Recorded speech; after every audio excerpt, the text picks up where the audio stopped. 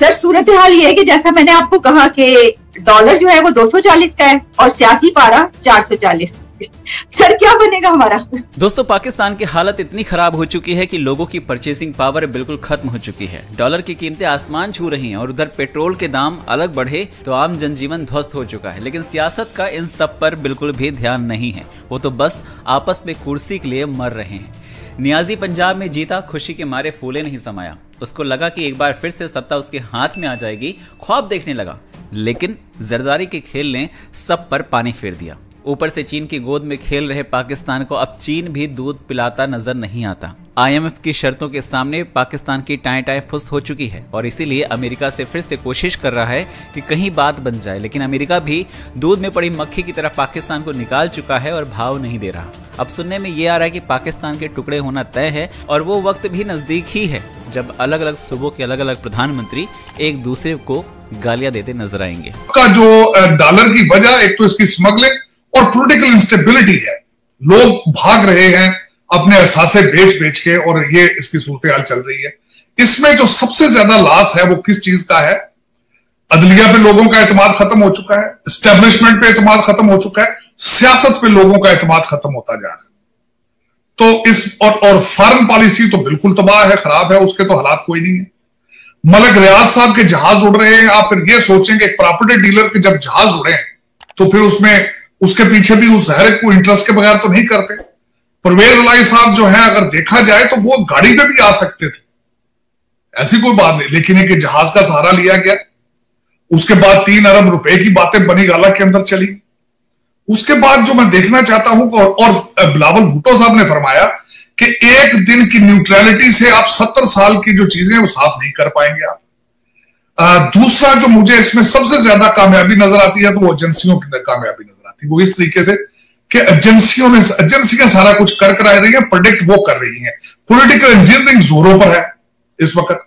लोग कहते हैं, आज मरियम साहबा ने फरमाया है कि पॉलिटिकल कू हो चुका है या पॉलिटिकल चीफ मिनिस्टर, नया नाम उन्होंने परवेज लाई को दे दिया है। और जो सबसे ज्यादा जो एक क्वेश्चन मार्क था वो ये था, मैं एज ए लॉयर खासकर मैं ये कहना चाहूंगा कि जो क्लाइंट होता है वो अगर कोर्ट के ऊपर इत्मीनान खो दे, उसका कानूनी हक होता है कि वो किसी दूसरे जज के पास चला जाए।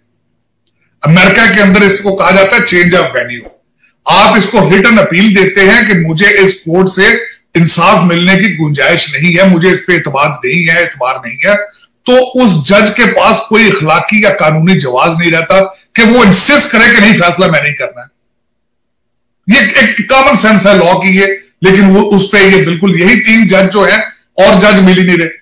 अब उसके साथ जो एक दूसरी एक आज मैं पॉइंट एक उसके साथ जोड़ना चाहूंगा कि काजी फायज ईसा साहब कंट्री के अंदर नहीं है, अटॉर्नी जनरल कंट्री के अंदर नहीं है, तो वो अपनी मर्जी के और जजेस को वो लाना चाह रहे हैं, और जिसमें स्वाय एक पेशावर के चीफ जस्टिस के बाकी सारे जूनियर जजेस हैं। तो ये सारी फुर्तियां क्यों हैं, ये मुझे इस बात का नजर नहीं आता। परवेज इलाही साहब को ओथ लेने की इतनी फुर्ती नहीं थी जितनी फुर्ती फैसला देने वालों की थी कि 11:30 बजे उनका ओथ लिया जाए, गवर्नर ना ले तो सदर ले ले, और फिर साथ ही दूसरे दिन चले ठीक है। सुप्रीम कोर्ट बार एसोसिएशन की रिक्वेस्ट को इन्होंने डिनाई किया फुल कोर्ट के लिए, फुल बेंच के लिए, लेकिन उन्होंने रिक्वेस्ट की थी कि अगस्त की छुट्टियों के बाद जुडिशियल काउंसिल का इजलास होना चाहिए, लेकिन नहीं, उस पर भी बजिद थे वो कि जूनियर जजेस को ला रहे हैं। हामिद खान साहब है, उनकी रिजर्वेशंस अलग थी। हर पढ़े लिखे, हर 5-6 जो पिछले सुप्रीम कोर्ट के जो सदूर थे उनको इश्यूज थे, लेकिन ये बेंच जो है ये रूलिंग एलीट के लिए बेंच नहीं, ये सोफा बन चुका है। ये उनको हर चीज सर्व करते हैं प्लेटों में रख। अतर मनीला साहब को नहीं लाया जा रहा सुप्रीम कोर्ट में, तो ये किस डायरेक्शन पे जा रहे हैं? हमारे कुछ अब कहना शुरू हो गए इस वक्त, कुछ एंकर कहना शुरू हो गए हैं कि जी हमारा डिफॉल्ट का खतरा टल चुका है। मिफ्ता इस्माइल साहब ने भी कहा है कि डॉलर भी कंट्रोल में आ जाएगा जिस दिन IMF की किस्त आएगी। लेकिन मेरा ये क्वेश्चन मार्क छोटा सा, आप जो भी चीज इंटरनेशनल मार्केट प्लेस से ले रहे हैं वो डॉलरों में ले रहे हैं, तो वो आप किस चीज से खरीदेंगे? मुझे सबसे ज्यादा तशवीश पेट्रोल और मेडिसिन की है, वो आप किस चीज से लेंगे? आप भारत तो है नहीं है, भारत ने रूस और चाइना के साथ रुपयों में ट्रेड शुरू कर दिया है। एक ही बंदे को अकोमोडेट, गलती करें तब भी उसका फायदा है, तस्हीह करें तब भी उसका फायदा है।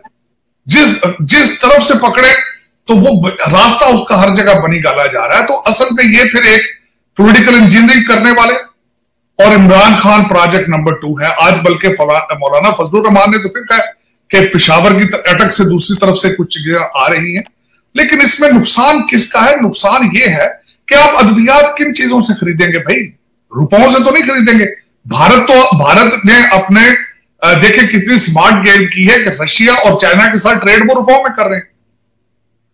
और आपके हालात हैं कि आपके किसी इंसान ने अभी तक, किसी पॉलिटिकल फिगर ने, किसी आपकी एस्टेब्लिशमेंट के किसी बंदे के माथे पर बल नहीं है कि where the hell we are heading. और हमारे कर्जे जो हैं वो रात दुगनी, वो कहते हैं दिन दुगनी रात चौगनी तरीके से मल्टीप्लाई होते जा रहे हैं, क्योंकि डॉलर, आपने कर्जे वापस डॉलर में करने हैं, आपने रुपयों में नहीं करने। आपने मुर्गियां और कट्टे नहीं देने उनको, आपने डॉलर्स दे रहे हैं क्योंकि डॉलर लिए हैं आपने। तो ये इतनी खतरनाक सूरत हाल है और उसकी तरफ किसी की कोई तवज्जो नहीं है।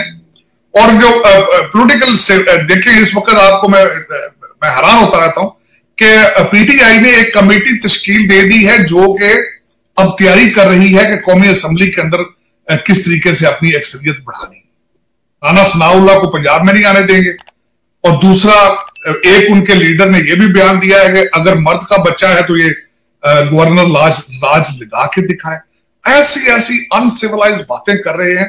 और साहब एक खबर जो है वो ये भी आ रही है कि चीफ जस्टिस साहब का दामाद जो है वो पीटीआई के टिकट पर इलेक्शन भी लड़ा। देखिए वो चीफ साहब की जो जिस तरीके से वो सर्व कर रहे हैं पीटीआई को, ये बिल्कुल बात इसमें कोई, मेरे ख्याल में मैंने खुद के पढ़ी ये चीजें, लग तो इसी तरह रहा है कि वो इज लीनिंग को जिस तरीके से उनको जल्दी थी सारा फैसला सुनाने के लिए, और जिस तरीके से उन्होंने एहतजाज में बाइकाट भी किया जो पहली दफा हुआ है। बल्कि मैं समझता हूं कि आज मैं इस पर रिसर्च कर रहा था कि आखिरी दफा फुल कोर्ट फुल बेंच कब था, तो वो 18वीं तरमीम की उसके बाद फुल बेंच बैठे ही नहीं।